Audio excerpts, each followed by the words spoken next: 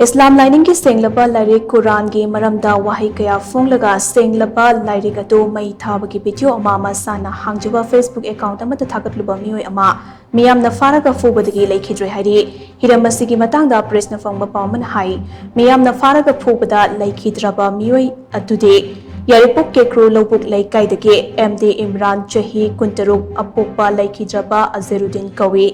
hari Ngarang numidang wairam di Bharot haina mingthonba Facebook account amadagi mahakna aigi ming Imran Kawi aina pariba Quran ni asi Quran ni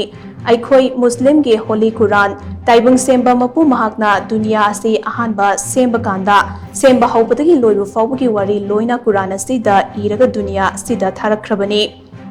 Aibu semba mapun aduna sigi matam asi loire Quran si mai tharo aduga haiba wafam asi phongdok lamlaga Shenglaba Lairik atu mai thakibani hari